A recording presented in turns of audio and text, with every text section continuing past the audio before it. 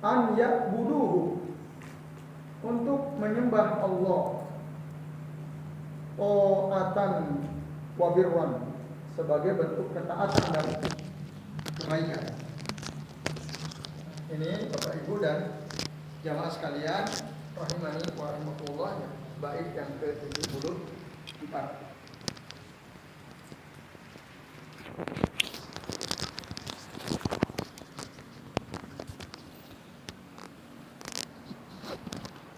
Jadi ya, saya ulangi ya Bapak sekalian, wa wajibun 'alal ibadi turran an ya'buduhu ta'atan wa birran. Wajib atas setiap hamba semuanya, turran itu jami'an semuanya, an ya'buduhu. Semuanya itu siapa saja. Selama dia adalah hamba Allah, selama dia adalah manusia, makhluk Allah ya termasuk jin tentu saja, wajib ya semuanya an ya'buduhu, menyembah Allah ta'atan wa birran. Nah, Bapak Ibu dan jemaah sekalian, jadi wajib menyembah Allah dan tidak boleh mensekutukan Allah ya. Itu kewajiban seluruh hamba, seluruh makhluk.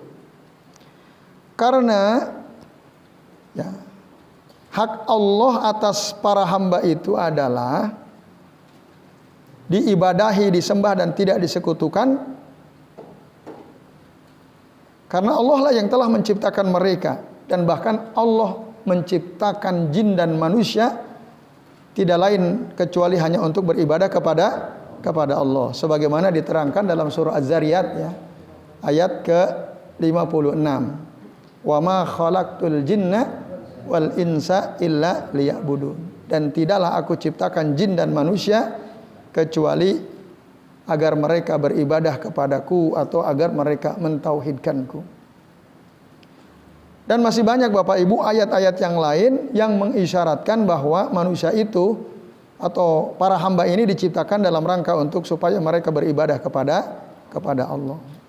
Misalnya dalam surah yang lain, surah Al-Baqarah ayat 21, Allah Subhanahu wa taala mengatakan, "Ya ayyuhan nas, wahai sekalian manusia, u'budu rabbakum allazi khalaqakum walladzina min qablikum la'allakum tattaqun."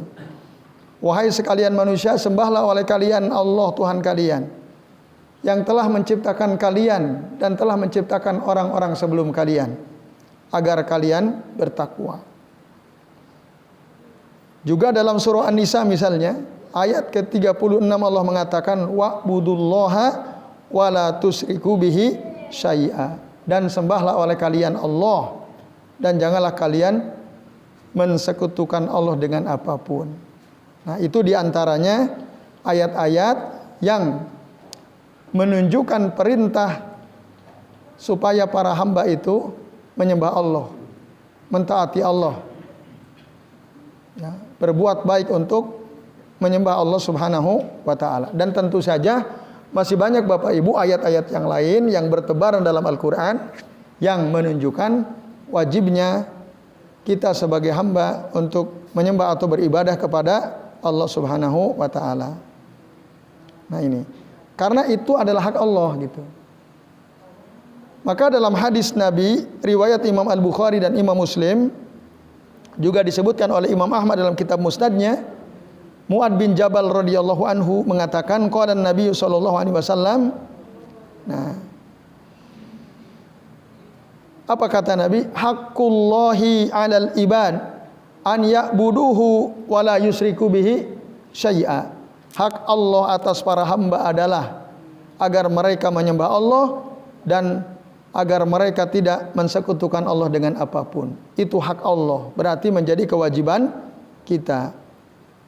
Nah, maka hamba yang menjalankan ya kewajiban ini, yaitu menyembah Allah dan tidak mensekutukan Allah, fa innalahu haqqan 'alallahi alla yu'adzibahu, maka dia pun ya memiliki hak atas Allah ya supaya dia tidak diazab oleh Allah Subhanahu wa taala. Jadi orang yang menyembah Allah, tidak mensekutukan Allah, maka dia punya hak untuk tidak diazab oleh Allah Azza wa Jalla.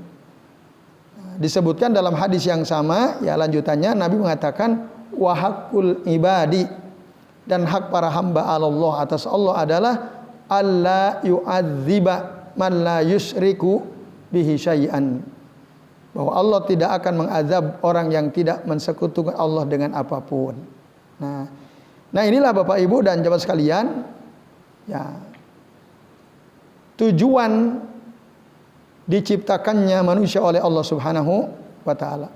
Bahkan inilah tujuan diutusnya para rasul dan diturunkannya kitab-kitab agar mereka menyembah Allah dan tidak mensekutukan Allah Subhanahu wa taala. Lalu Bapak Ibu dan jemaah sekalian, ta'atan wa birran tadi, dengan ketaatan dan birran, ya, kebaikan. Nah ini artinya Bapak Ibu, tidak boleh ada orang yang keluar dari kewajiban beribadah kepada Allah. Tidak ada satupun orang yang boleh keluar dari kewajiban beribadah kepada Allah. Gitu. Tidak sebagaimana yang diklaim oleh, ya, sebagian sufi yang menyimpang, kagulati sufiyah, ya, di mana mereka mengklaim kalau ada orang sudah sampai pada derajat tertentu maka dia sudah tidak butuh beribadah kepada Allah, gitu. Orang kalau sudah sampai pada level khossatul khossah, maka dia la yahtajuna fiha ilal ibadah. Menurut sebagian gulat as-sufiyah, ya, para sufi yang gulat, ya, berlebihan. Nah, kata mereka, orang kalau sudah sampai pada derajat khossatul khossah, annahum wasalu ilallahi wa arafuhu falaisu bihajatin ilal ibadah. Mereka sampai kepada Allah, mereka mengenal Allah, mereka tidak butuh beribadah. Hadza dhalal, kata Syekh Al-Fauzan, ini kesesatan, wa kufrun, kekufuran, wa ilhad, dan penyimpangan, wa zandaqah, dan perbuatan zindik. Kalau ada orang berpendapat seperti itu. Jadi orang kalau sudah sampai pada level khossatul khossah, ya, udah tidak butuh ibadah lagi karena dia sudah sampai pada derajat ma'rifah, gitu ya, misalnya.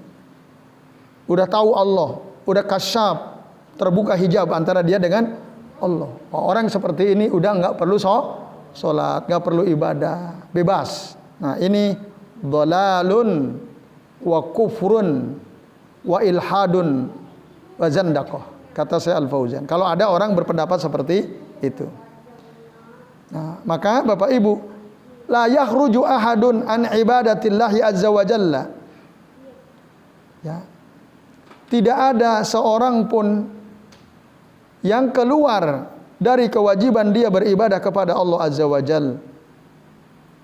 Bahkan Allah mengatakan kepada nabinya, asrafu annas, ya, semulia-mulia manusia, yaitu Rasulullah Muhammad SAW.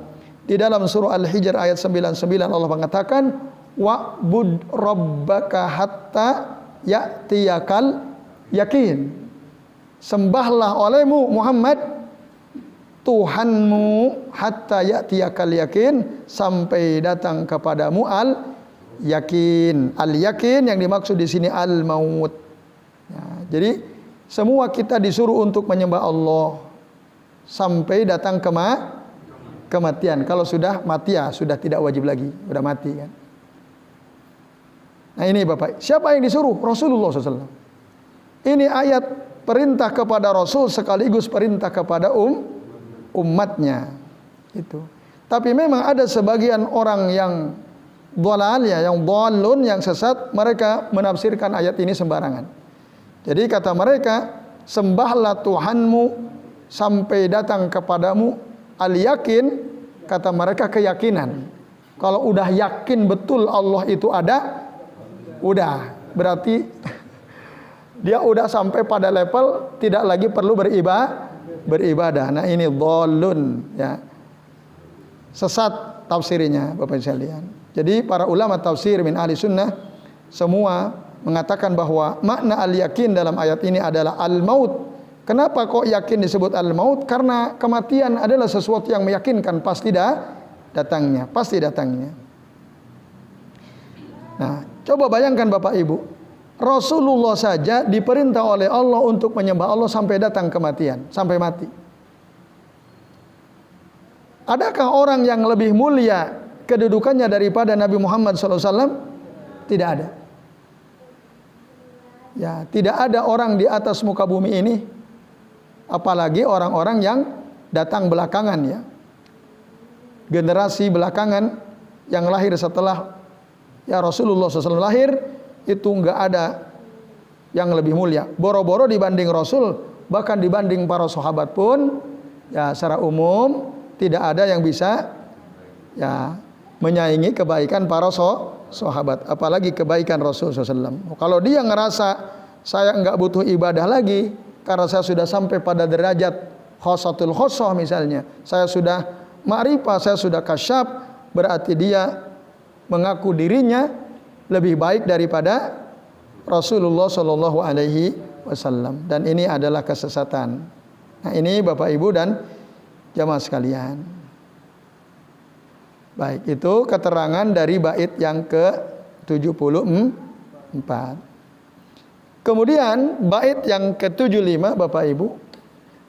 Qala al-muallif rahimahullah wa yaf'alu al-fi'la alladhi bihi amar hatma wa yatruku alladhi anhu jazar. Nah, para hamba itu yaf'alu, mereka melakukan al-fi'la, perbuatan, alladzi bihi amar, yang diperintahkan oleh Allah Ta'ala. Jadi semua hamba wajib melakukan perbuatan yang diperintah oleh Allah Subhanahu wa Ta'ala. Hatma, wajib. Wa yatruku alladzi anhu jazar, dan semua mereka itu wajib meninggalkan apa yang dilarang. Ya, alladzi anhu jazar, yang dilarang darinya oleh Allah Subhanahu wa Ta'ala. Nah, ini Bapak Ibu dan jamaah sekalian, a'adzanillahu wa iyyakum ajmain. Dan ini berlaku umum gitu. Semua makhluk, semua manusia wajib melakukan apa yang Allah perintahkan dan wajib meninggalkan apa yang Allah larang, tak terkecuali siapapun mereka, baik orang awam maupun orang alim, orang awam atau orang alim atau al-alamah, ya, orang yang ilmunya luas sekalipun wajib ya melakukan apa yang Allah perintah dan meninggalkan apa yang Allah larang, Bapak Ibu dan jamaah sekalian. Nah, itu. Jadi sekali lagi ya, kalau ada orang berpendapat ya orang khawas itu enggak wajib melakukan perintah Allah dan tidak wajib meninggalkan larangan Allah, mereka bebas melakukan apa saja. Nah, ini adalah perkataan yang sesat. Nah, Bapak Ibu dan jemaah sekalian, ya, perintah itu adalah tolabul fi'li asy-syai' minal a'la ilal adna. Ya. Jadi tuntutan untuk melakukan sesuatu yang berasal dari atas ke bawah, yaitu dari Allah kepada para hamba. Itu namanya al-amr. Sementara an-nahyu adalah tolabul kaffi ani syai'i minal a'la ilal adna. Ya, tuntutan untuk berhenti dari melakukan sesuatu yang berasal dari atas ke bawah, dari Allah ke para hamba. Bapak Ibu dan jemaah sekalian, tapi perlu diketahui bahwa perintah Allah itu ya hukum asalnya wajib. Al-aslu fil amri lil wujub. Hukum asal perintah itu adalah wajib. Jadi apapun yang Allah perintahkan maka wajib untuk dilakukan. Tapi, nah perlu juga kita tahu, apa contoh misalnya Allah menyuruh kita untuk sholat misalnya. Ya, misalnya aqimis sholah, ya, dirikanlah sholat, gitu. Atau aqimu as-sholah wa atuz zakah warka'u ma'ar raki'in misalnya. Dirikanlah sholat, tunaikanlah zakat dan rukulah bersama orang-orang yang ruku, atau sholatlah bersama orang-orang sholat. Dalam surah Al-Baqarah, ya. Itu menunjukkan wajib. Nah, tapi ada perintah yang selain menunjukkan yang wajib, juga bisa jadi menunjukkan al-ibahah. Ada memang perintah yang menunjukkan boleh. Nah, ciri-cirinya perintah yang menunjukkan boleh itu adalah al-amru ba'dan nahyi yadullu ala al-ibahah. Perintah setelah larangan itu menunjukkan hukumnya boleh. Nah, misalnya apa? Orang yang sedang ihram itu dilarang makan daging hewan buruan. Dilarang. Tapi di ayat tersebut ada kalimat di suratul Maidah, ya.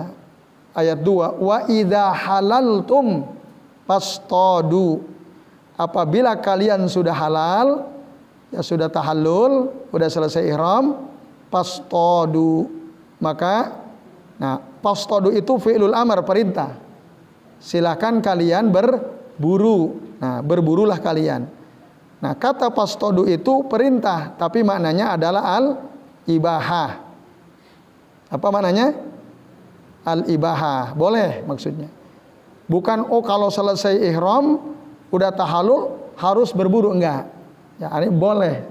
Silahkan berburu kalau mau, tidak ada masalah. Karena apa? Di sini al-amru ja'a ba'da nahyi, perintah di dalam ayat ini datang sebelumnya ada larangan. Atau misalnya ziarah kubur. Dalam hadis mengatakan kuntu nahaitukum an ziyaratil kubur. Dulu aku pernah melarang kalian dari ziarah kubur. Al-an fazuruha, sekarang ziarahlah kalian, ziarah kuburlah kalian. Nah, berdasarkan kaidah al-amru ba'dan nahyi yadullu ala al-ibahah, maka ziarah kubur itu hukumnya boleh. Tidak wajib, tidak sunnah, boleh. Tapi suatu perkara yang mubah, lentur. Bisa wajib, bisa mustahab, bisa makruh, bisa haram. Perkara mubah itu lentur. Maka ziarah kubur itu bisa wajib bagi siapa?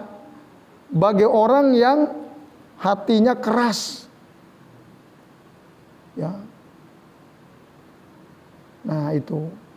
Tidak pernah ingat mati. Nah, itu perlu tuh dia ziarah kubur. Karena ziarah kubur itu salah satu fungsi apa? Tudzakirukumul maut, supaya mengingatkan kalian akan kematian. Nah, maka yang tadinya mubah bisa jadi wajib. Hanya dengan ziarah kubur dia baru tahu ingat mati gitu ya. Atau bahkan bisa jadi mustahab. Bisa jadi mustahab. Kapan ziarah kubur hukumnya jadi mustahab atau dianjurkan? Saat kita ziarah tujuannya untuk supaya kita bersikap zuhud terhadap dunia. Tuzahidukum fid dunia. Atau supaya kematian ziarah kubur mengingatkan kita akan negeri akhirat misalnya. Nah, itu mustahab, ya. Tapi bisa jadi makruh. Kapan ziarah kubur itu makruh? Jika pada saat ziarah antara laki dan perempuan, ya bisa bersatu berikhtilat, ya, atau berdekatanlah tempatnya, bisa saling memandang satu sama lain. Ya, apalagi bukan mahram misalnya. Atau bahkan bisa menjadi haram. Ziarah kubur itu kapan menjadi haram? pada saat niat dia ziarah kubur itu untuk minta sesuatu kepada si mayit, orang yang sudah mati itu, atau dia meyakini kalau dia berdoa di dekat kuburan Kiai Fulan, ya maka doanya pasti diijabah. Nah ini haram karena mengandung kesyirikan. Nah itu perintah fazuruha itu mubah. Yang ketiga, perintah juga bisa bermakna at-tahdid, Bapak Ibu. At-tahdid itu apa? At-tahdid, ancaman. Nah, contohnya disebutkan dalam surah Al-Kahfi ayat 29 atau dalam surah Fusilat ayat 4. Dalam surah Fusilat ayat 4 Allah mengatakan i'malu ma syi'tum, kerjakanlah terserah kalian. Allah nyuruh kita untuk melakukan apa saja terserah. Mau berbuat jahat silakan, mau berbuat baik silakan, apa aja deh terserah. Nah kalimat i'malu ma syi'tum, ya, kata perintah i'malu ma syi'tum di dalam ayat 4 surah Fusilat ini menunjukkan ancaman. Atau dalam surah Al-Kahfi ayat 29, paman syaa falyu'min wa man syaa falyakfur, yang mau silakan beriman dan yang mau silakan kafir. Kata-kata falyakfur, kafirlah, itu ancaman. Karena di dalam kalimat berikutnya Allah mengatakan, Allah kami sudah siapkan wa a'tadna lidh-dhalimina naran ahata bihim suradikuha, telah kami siapkan bagi orang-orang yang zalim neraka, ya, naran ahata bihim suradikuha, yang gejolaknya ya meliputi mereka, mengelilingi mereka.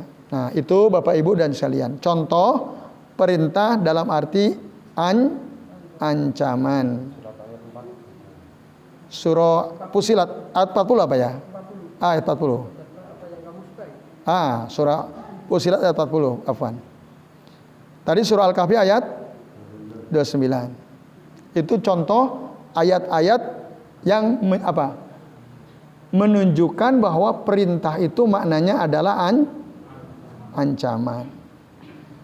Dan yang keempat, Bapak Ibu, ya, ada kalanya perintah itu artinya adalah untuk melemahkan, li at-ta'jiz, untuk melemahkan. Contohnya dalam suratul Baqarah ayat 23. Apa? Yang fa'tu bi suratim mim mislihi itu.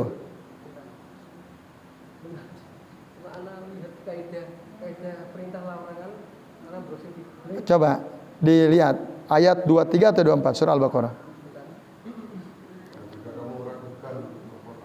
Yang kalimatnya fa'tu bi suratim mim mislihi, datangkanlah satu surah yang semisal.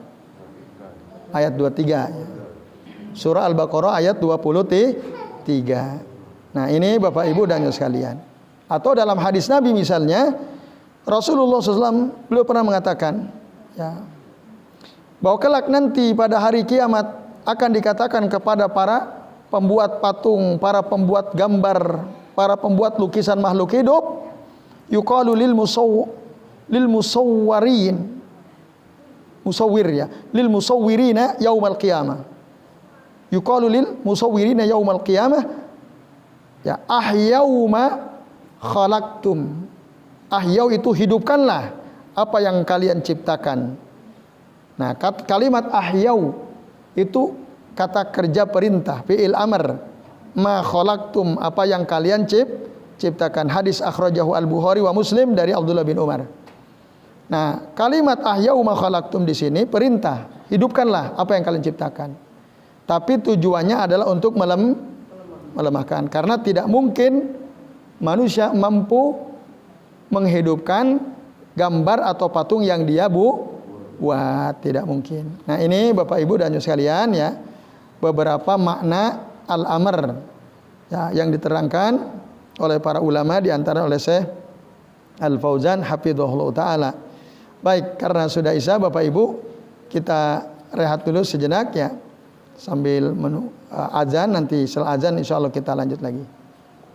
Ya silakan yang bertugas muadzin. Ya alhamdulillah Bapak Ibu dan jamaah sekalian, ya kita sudah memasuki waktu Isya ya. Untuk memanfaatkan waktu menunggu iqamah, kita lanjut ya bait berikutnya, yaitu pembahasan tentang masalah qada dan qadar. Bapak Ibu dan jamaah sekalian rahimani wa rahimakumullah, qada dan qadar merupakan perbuatan Allah Subhanahu wa taala. Dan mengimani qada dan qadar merupakan pokok keimanan. Ya, karena dia aslun min usuli al-iman as-sittah. Salah satu rukun iman yang 6, sebagaimana diterangkan oleh Nabi dalam hadis Jibril ya, ketika ditanya malaikat Jibril, mal iman, apa itu iman? Nah, salah satu diantaranya antu'mina bil qadari khairihi wa syarrihi, beriman kepada qadar yang baik maupun yang buruknya. Nah, Bapak Ibu dan jamaah sekalian, a'azani Allah wa iyyakum ajmain ya. Dalam bab ini ada 3 bait ya yang disebutkan oleh Syekh Al-Imam As-Safari ini. Yang pertama bait ke-76, wa kullu ma qaddara au qadahu fawaqi'un hatma kama qadah. Setiap apa yang telah ditetapkan, setiap apa yang telah ditakdirkan dan ditetapkan oleh Allah, fawaqi'un hatma, pasti terjadi, kama qadahu, sebagaimana yang ditetapkan oleh Allah Subhanahu wa taala. Pasti terjadi Bapak Ibu. Tidak meleset, tidak mungkin meleset. Sedikit pun tidak akan meleset. Ya, waktunya, peristiwanya, tempatnya, itu semua pasti sesuai dengan ketetapan Allah Subhanahu wa taala. Nah, ini dasarnya, misalnya diantaranya dalam surah Al-Hadid ayat 22, di mana Allah Ta'ala mengatakan, ma asaba mim musibatin fil ardi wala fi anfusikum. Apa yang menimpa dari suatu musibah, atau apa yang musibah yang terjadi di bumi atau pada diri kalian, illa fi kitabin min qabli an nabra'aha, kecuali sudah tercatat di dalam kitab Lauhul Mahfuz, di dalam kitab Lauhil Mahfuz sebelum kejadian itu terjadi. Udah ada dulu catatannya. Inna dzalika 'alallahi yasir, sesungguhnya hal tersebut mudah bagi Allah. Nah, ayat ini salah satu faidahnya menunjukkan semua yang terjadi baik di atas muka bumi ini atau kepada diri kita masing-masing itu sudah tercatat sebelumnya gitu. Atau dalam surah At-Taghabun ayat 11 Allah mengatakan ma asaba mim musibatin illa biiznillah. Nah, apa yang terjadi dari satu musibah itu kecuali terjadi dengan izin Allah. Nah, ini Bapak Ibu, kedua ayat ini menunjukkan bahwa apa yang sudah Allah tetapkan, apa yang sudah Allah takdirkan, la budda an yaqa, pasti terjadi. Walau hawalan nasu man'ahu, meskipun orang manusia dia itu berusaha piye corone supaya aku tidak mati misalnya, gitu ya. Ada orang berusaha biar nggak mati, padahal Allah sudah tetapkan bahwa dia akan mati pada usia sekian ya, bulan ini, hari ini, jam sekian.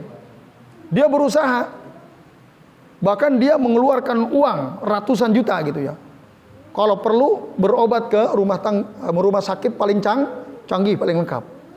Kalau Allah sudah tetapkan dia mati atau enggak kira-kira? Mati. Sehebat apapun usaha seseorang untuk menghindari ketetapan Allah Ta'ala, lan yastati'u, tidak mungkin bisa. Fayajibu ala al-abdi ayyu'mina bidzalik, maka wajib seorang hamba itu mengimani hal ini. Jadi kita nggak bisa lari dari ketetapan Allah Subhanahu wa taala. Gak bisa lari gitu. Maka orang-orang yang putus asa bunuh diri dari masalah, dia bunuh diri karena menghadapi masalah berat gitu ya. Ya, itu orang-orang yang ingin lari dari takdir Allah. tapi tidak mungkin bisa lari. Jadi hadapi saja dengan penuh kesabaran. Gitu. Nah, ini Bapak Ibu dan jamaah sekalian. Karena itu sudah ditetapkan oleh Allah Ta'ala. Walaisa wajiban 'alal abdi ar-ridha bi kulli maqdiyin walakin bil qada. Nah, ini penting. Seorang hamba, kata Al-Imam As-Sabarini ya, tidak wajib untuk ridho terhadap setiap ya apa yang ditetapkan bikul limakdin atau apa yang terjadi. Saya ulangi ya, walaisa wajiban 'alal abdi, dan tidaklah wajib atas seorang hamba ar-ridho, bersikap ridho bikul limakdin, dengan setiap apa yang terjadi. Tidak wajib ridho. Walakin bil qada. Nah, akan tetapi kalau dengan qadanya Allah wajib ridho. Bisa bedakan nggak? Terhadap ketetapan Allah kita wajib ridho. Tapi kita tidak wajib ridho terhadap sesuatu yang terjadi dengan diri kita. Nah, maksudnya gimana Bapak Ibu dan jamaah sekalian? Maksudnya begini Bapak Ibu. Ridho terhadap apa yang terjadi, dan tentu saja itu sesuai dengan ketetapan Allah, itu ada rinciannya. Fihi tafsil, kata Syekh Al-Fauzan. Ada rinciannya. Tapi kita wajib ridho terhadap ketetapan Allah. Wajib. Apapun yang Allah tetapkan kita wajib ridho. Cuma terhadap apa yang terjadi pada diri kita itu tidak wajib ridho. Ada kalanya kita memang wajib ridho, ada kalanya kita dianjurkan untuk ridho, dan bahkan ada kalanya kita haram ridho, nggak boleh ridho. Ada itu. Ada sesuatu yang terjadi kita nggak boleh ridho, walaupun itu ketetapan Allah. Tapi terhadap ketetapan Allah kita harus ridho. Nah, contoh begini biar gampang, biar bisa dipahami. Kita wajib ridho terhadap ketetapan Allah. Contohnya apa? Ridho dengan apa yang telah Allah syariatkan. Ridho dengan semua apa yang Allah perintahkan. Dengan apa yang Allah larang, kita harus ridho. Itu semua ketetapan Allah. Paham Bapak Ibu? Nah, itu yang harus kita ridhoi. Qada Allah dalam arti syariatnya, perintahnya, larangan. Kita harus ridho. Artinya kita harus taat. Nah, ini Bapak sekalian. Nah, tetapi ada yang kita tidak wajib ridho terhadap apa yang terjadi. Tidak wajib, tapi dianjurkan untuk ridho. Mustahab, hukumnya mustahab. Kalau tadi kan wajib. Ridho terhadap syariat Allah, ridho terhadap perintah dan larangan Allah, kita wajib ridho. Tapi ada yang kita tidak wajib ridho, tapi dianjurkan untuk ridho. Contohnya adalah ketika kita kena musibah. Musibah terjadi pada diri kita. Ketika ada musibah terjadi pada diri kita, itu ketetapan Allah apa bukan Bapak Ibu? Iya kan? Tapi dengan kejadian tersebut, makdi tadi, yang terjadi pada diri kita, kita tidak wajib ridho. Artinya kalau kita tidak ridho, tidak berdosa. Cuman kita wajib sabar. Kalau sabar wajib, ridhonya mustahab. Kalau kita bisa ridho, wah itu mantap. Gitu ya. Karena memang tingkatan manusia dalam menghadapi musibah itu kan ada 4 ya.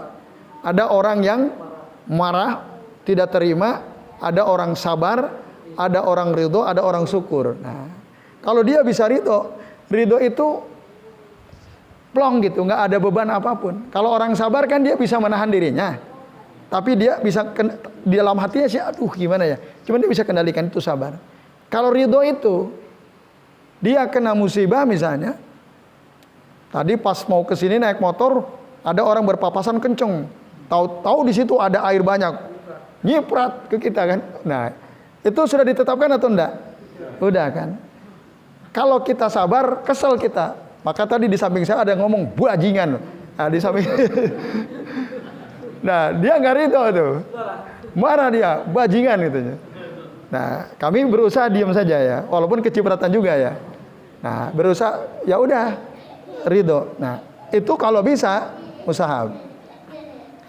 Tapi ada Bapak Ibu dan jamaah sekalian, ada ketetapan yang terjadi pada diri kita yang kita tidak boleh ridho. Haram bahkan kita hukumnya ridho. Apa misalnya? Nah, kita berbuat maksiat. Kita Bapak Ibu berbuat maksiat sudah dicatat apa belum? Sudah ada catatannya. Tapi dalam perkara seperti ini kita yahrumu 'alan nasi ar-ridha. Nah, haram bagi manusia ridha. Yardha bil ma'asi atau yardha bil kufur itu haram. Nah, ini Bapak Ibu dan jamaah sekalian, a'azani Allahu wa iyyakum ajmain. Ada kalanya ya kita bahkan haram ridha dengan sesuatu yang terjadi pada diri kita, dan apa yang terjadi itu kan ketetapan Allah juga. Nah, kita berbuat maksiat, nah itu nggak boleh ridho, kita harus segera bertaubat, beristighfar, mohon ampun kepada Allah Subhanahu wa taala. Saya nggak ridho, ya Allah, saya nggak ridho, saya berbuat maksiat. Gitu. Nah, makanya lalu dia memperbaiki dirinya, beristighfar kepada Allah Subhanahu wa taala. Nah, ini Bapak Ibu dan jamaah sekalian, a'azani Allahu wa iyyakum ajmain. Jelas ya? Jadi terhadap apa yang terjadi, ada kalanya kita wajib ridho, ada kalanya mustahab untuk ridho, ada kalanya bahkan kita haram untuk ridho saat kita melakukan kemaksiatan atau kekufuran. Ya, ini Bapak sekalian, ya termasuk tadi ya, kalau kita sakit misalnya, kita sakit wajib ridho atau tidak Bapak Ibu? Kita sakit. Nah, wajib mustahab atau haram? Mustahab. Makanya orang yang terkena sakit dibolehkan berobat untuk menghilangkan, mengobati rasa sakitnya. Itu karena memang dia tidak wajib ridho gitu. Ya Allah, saya sakit, saya berobat, ya silakan.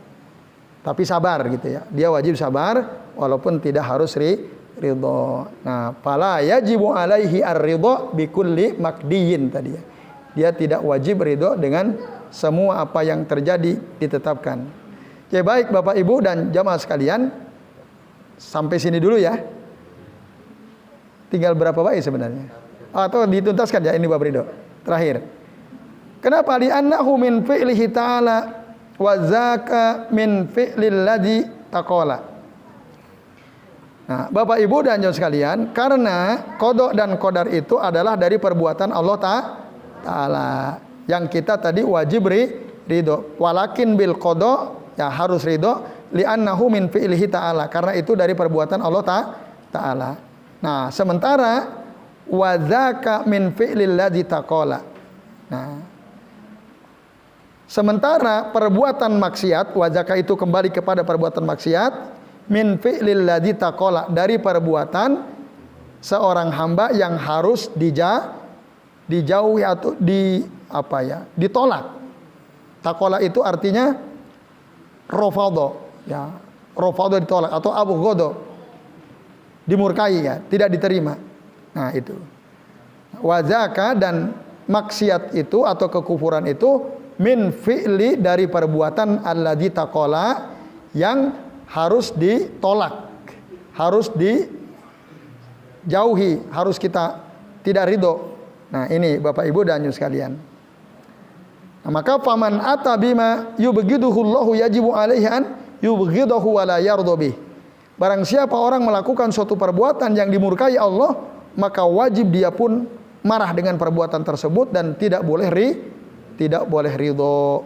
Nah, ini penjelasan dari bait yang ke-78. Nah, ini Bapak Ibu dan jamaah sekalian, a'azani Allahu wa iyyakum ajmain. Oke, saya kira kita cukupkan sampai di sini. Sebelum diakhiri, ya kami beri kesempatan. Barangkali ada di antara Bapak Ibu yang bertanya. Sudah jelas ya? Ya, alhamdulillah. Baik, kalau sudah jelas Bapak Ibu, ya mudah-mudahan bermanfaat. Kami mohon maaf apabila yang kami sampaikan ada kesalahan. Kita akhiri kajian kita malam ini dengan doa kafaratul majlis. Subhanakallahumma wa bihamdika asyhadu an la ilaha illa anta astaghfiruka wa atubu ilaik. Wa sallallahu ala Muhammadin wa ala alihi wa sahbihi wa baraka wa sallama alaihim ajmain. Billahi taufiq wal hidayah. Wassalamualaikum warahmatullahi wabarakatuh.